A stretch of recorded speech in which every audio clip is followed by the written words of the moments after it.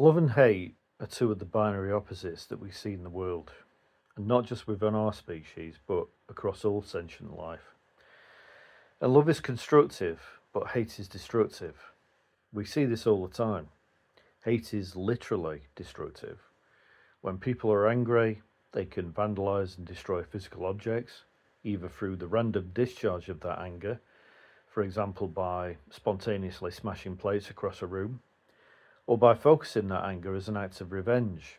For example, when a woman smashes her boyfriend's car windscreen because she's found out that he's been seeing another woman.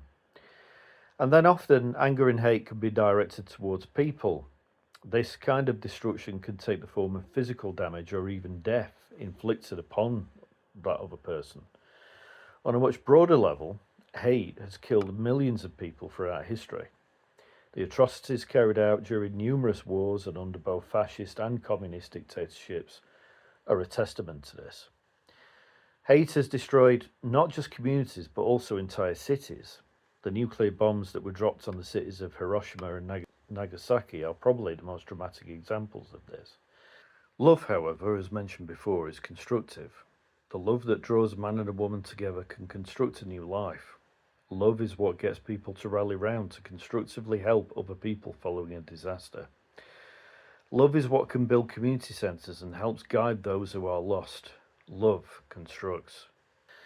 Now, the problem that we have is that in order for you to have love in your life, you have to be connected with people. Love for friends, love for your partner, love for your children, even animals, love for your pets. We can't love those people or those animals if they don't exist. An absence of people in your life creates the absence of love. And in that vacuum, where there is an absence of love, hate fills the void. This is why almost all mass shooters throughout history have been described as having been loners. Millions of years of evolution saw us coexist in tight communities. We were very well connected. We knew everyone and we all worked as a team. There was a lot of love, and in that spirit of love, those close-knit communities were created and grew. Over the course of time, new inventions and cultural shifts have served to separate us. The invention of the telephone meant that we could still communicate with people and communicate with them more easily, but at the same time, it enabled us to be more physically separated from one another.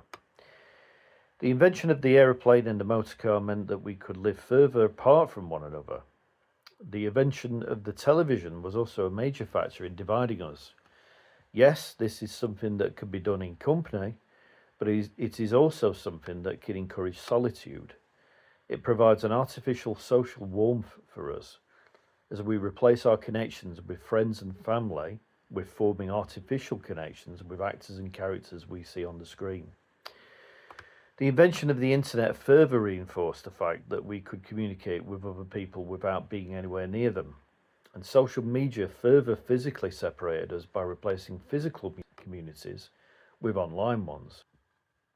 In terms of communication, we might be more well connected, but physically we are more disconnected. And all of this has created a society where the family unit has gradually been eroded and loneliness and isolation have increased. And in that vacuum, love fails to grow and hate fills the void. And this is why the Western world is becoming ever more divided and aggressive. Hate breeds in the hearts of increasingly more isolated people, who then seek to find a rational cause to cling to give vent to the irrational feelings of hatred breeding within them. We have pro-Palestine supporters hating pro-Israel supporters and vice versa. People in white British communities hating immigrants, people hating the transgender community hating those that they don't feel understand them, right hating left, left hating right, Democrats hating Republicans, Republicans hating Democrats, people hating Trump, people hating Keir Starmer, people hating others from different races, the list goes on. Wave a magic wand and remove all the things that divide us. Take away the television, the internet and the mobile phones. We would be forced to talk to one another out of boredom alone. Then barriers would break down, friendships would form and love would generate, and hate cannot grow wherever there is love.